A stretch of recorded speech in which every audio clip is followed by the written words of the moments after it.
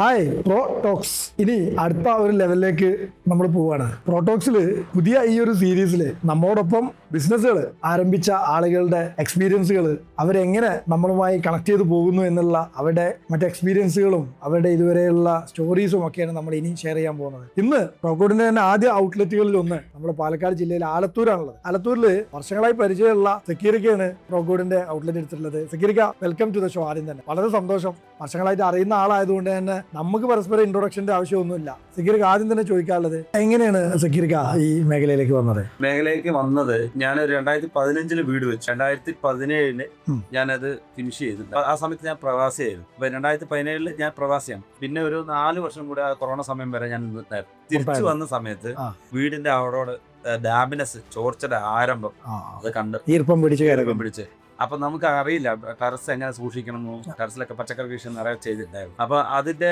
എങ്ങനെ ടെറസ് സൂക്ഷിക്കണം എന്ന് അറിഞ്ഞിട്ടുണ്ടായിരുന്നു.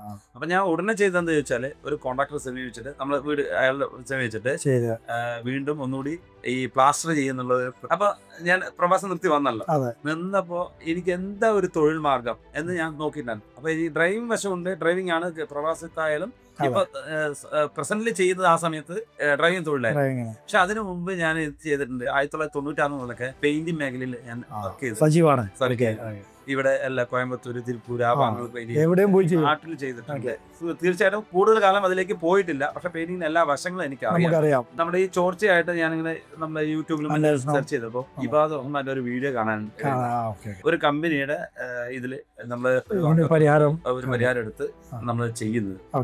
അപ്പൊ അത് തന്നെ നമ്മൾ ഒരു തൊഴിൽ മാർഗമാക്കി എടുത്തു. അപ്പൊ അങ്ങനെ ഒരു ഷോപ്പ് ഇപ്പൊ 4-5 വർഷമായിട്ട് തുടങ്ങി ഈ മേഖലയിലേക്ക് അങ്ങനെ. പക്ഷെ ഇതില് നല്ല സാറ്റിസ്ഫാക്ഷൻ ഉണ്ട്. അതായത് ഓരോ കസ്റ്റമറിന് ചോർച്ച നിർത്തി കൊടുക്കുമ്പോൾ അതിലുണ്ടാകുന്ന സാറ്റിസ്ഫാക്ഷൻ അത് വേറെ പ്രത്യേകിച്ച് എടുത്ത് പറയാം. ഒരു പ്രശ്നത്തിന്റെ പരിഹാരം തീർച്ചയായിട്ടും അതാണ് നമ്മൾ. അപ്പോഴും എന്താണെന്ന് വെച്ചാൽ അവിടെ കുറവ് വെച്ചാല് ജനങ്ങൾ ചോദിക്കുന്ന എല്ലാത്തിനും പരിഹാരമായിട്ടുള്ള പ്രൊഡക്റ്റുകൾ അവിടെയാണ് നമുക്ക് മൾട്ടി ചെയ്താൽ എങ്ങനെ, മൾട്ടിപ്പിൾ ബ്രാൻഡുകൾ ചെയ്താൽ എങ്ങനെയാണ്. അതായത് A to Z ചോദിക്കുമ്പോൾ നമുക്ക് കൊടുക്കാൻ പറ്റുന്നില്ല അല്ലെ.